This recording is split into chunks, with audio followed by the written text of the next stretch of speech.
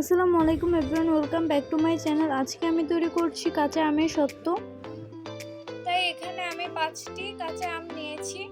আমগুলোকে ছিলে ছোট কিউব করে কেটে সিদ্ধ করে নিচ্ছি। আমগুলোকে আমি সিদ্ধ করে নিয়েছি। এবার এগুলোকে একটি ছাঁকনি দিয়ে ম্যাশ করে নিচ্ছি।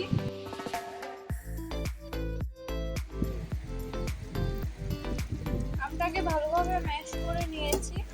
চুলায় একটি প্যান বসে আমের পিউরিটা দিয়ে দিচ্ছি। এবার এটার মধ্যে দিচ্ছি অল্প পরিমাণে গ্রিন ফুড কালার, চিনি দিচ্ছি পরিমাণ মতো, দিচ্ছি হাফ চা চামচ লবণ। এবার এগুলোকে নেড়েচেড়ে মিশিয়ে নিচ্ছি। দিচ্ছি পরিমাণ মতো চিলি ফ্লেক্স। এবার এগুলোকে ঘন হয়ে আসার আগ পর্যন্ত নেড়েচেড়ে জাল করে নিতে হবে। সবগুলোকে নেড়েচেড়ে মিশিয়ে ঘন করে নিয়েছি। যেটার মধ্যে আম সত্ত্বটা সেট করব তার মধ্যে তেল ব্রাশ করে নিয়েছি। এবার এগুলো দিয়ে ছড়িয়ে দিচ্ছি।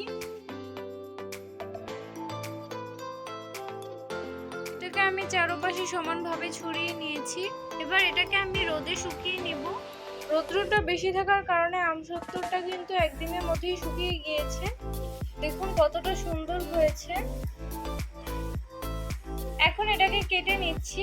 তো তৈরি হয়ে গেল একদম সহজ পদ্ধতিতে আম সত্ত্ব।